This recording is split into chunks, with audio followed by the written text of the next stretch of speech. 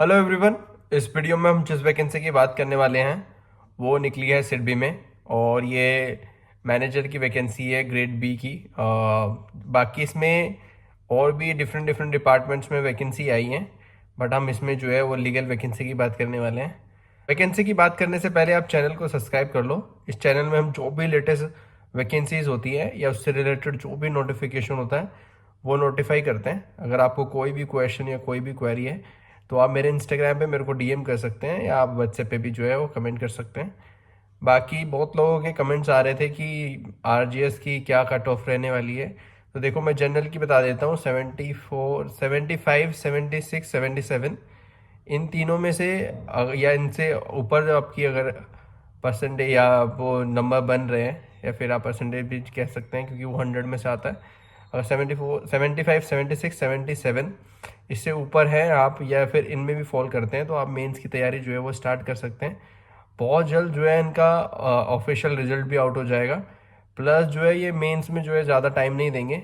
उम्मीद ये है कि नवंबर जो भी दिवाली का टाइम है जैसे लास्ट ईयर हुआ था, होपफुली इस साल भी जो है ऐसा ही जो हमको पूरा सिस्टम देखने को मिलेगा और जल्दी जो है इनका मेंस भी कंडक्ट होके इंटरव्यू भी होके रिजल्ट भी आउट हो जाएगा।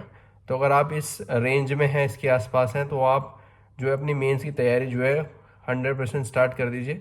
बाकी तो जो भी ऑफिशियल रिजल्ट आएगा वो सब कुछ क्लियर हो ही जाएगा। बाकी इसमें बात कर लेते हैं वैकेंसी की। वैकेंसी निकली है सिडबी में, जैसा कि आप इसमें देख सकते हैं। 14 जुलाई जो है इसकी डेट थी। 11 अगस्त जो है इसकी लास्ट डेट है। बाकी इसमें इन्होंने डिफरेंट डेट्स भी दे दी हैं। Cut off date for determining, मतलब जो भी आपकी एज जो है वो 14 जुलाई से काउंट करी जाएगी।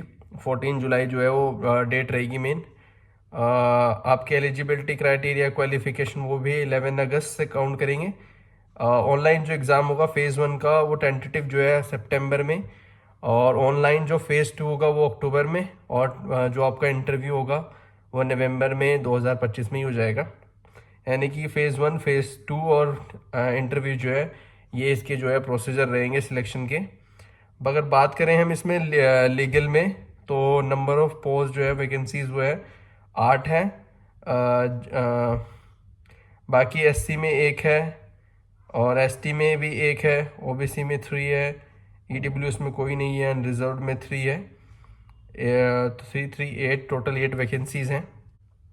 बात कर लेते हैं इसकी एलिजिबिलिटी क्राइटेरिया की।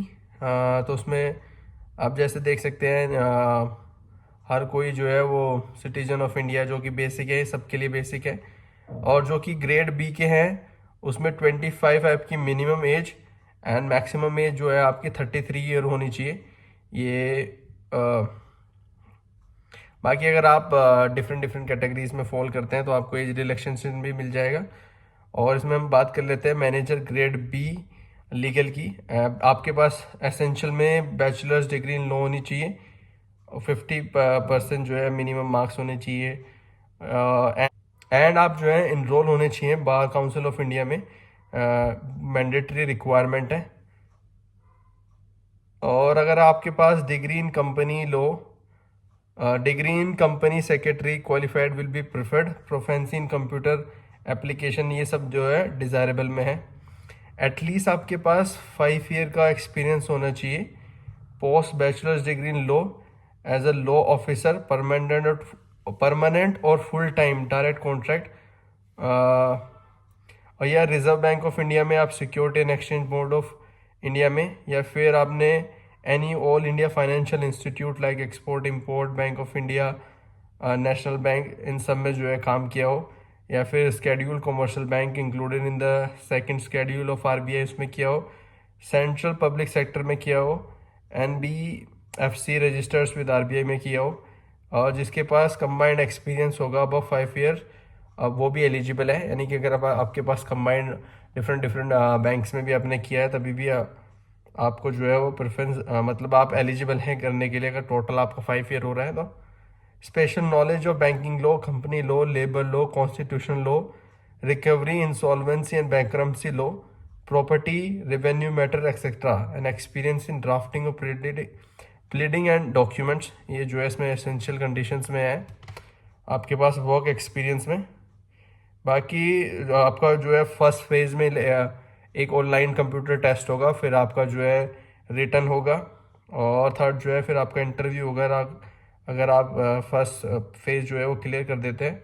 फेज की एग्ज़ाम की बात करें, इंग्लिश लैंग्वेज आएगा जो कि ऑब्जेक्टिव होगा 30 क्वेश्चन, रीजनिंग आएंगे 25 क्वेश्चन, क्वांटिटेटिव एप्टीट्यूड आएगा 25, कंप्यूटर नॉलेज आएगी 20, जनरल अवेयरनेस होगी बैंकिंग से रिलेटेड होगी 20, MSME उससे रिलेटेड जो भी होगा उसके 30 क्वेश्चन, स्ट्रीम स्पेसिफिक टेस्ट जैसे सपोज करो आपको लो होगा तो 50 क्वेश्चन उससे आएंगे। टोटल मैक्सिमम जो है वो 200 हो जाएगा।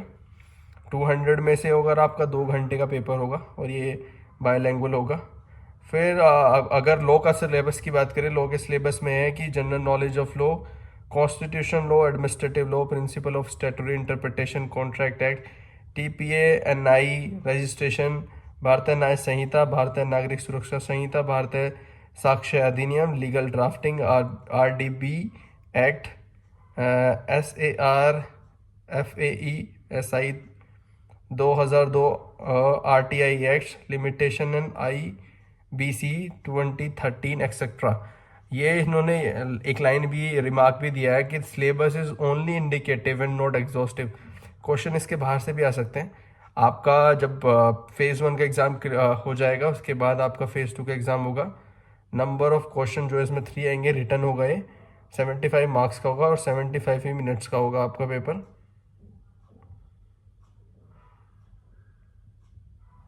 बाकी इसके बाद जब ये हो जाएगा तो फिर आपका इंटरव्यू होगा। बाकी ये अगर मैंने पूरा का पूरा PDF का लिंक भी जो है वो डिस्क्रिप्शन में लगा दिया है। अगर आप इंटरेस्टेड और एलिजिबल हैं तो आप इसको कम्प्लीटली गो थ्रू कर सकते हैं इस PDF में। अगर इसको पूरा का पूरा पढ़ेंगे तो 45 पेजेस का है, बहुत लंबी वीडियो हो जाएगी। मैंने इसका लिंक डिस्क्रिप्शन में लगा दिया है, आप वहाँ से क्लिक करके इनके ऑफिशियल वेबसाइट पर जा सकते हैं। लास्ट डेट जो है वो फॉर्म फिल करने की 11 अगस्त है। बाकी आप चैनल को सब्सक्राइब कर लो, इस चैनल में हम लेटेस्ट जो भी वैकेंसीज होती है वो नोटिफाई करते हैं।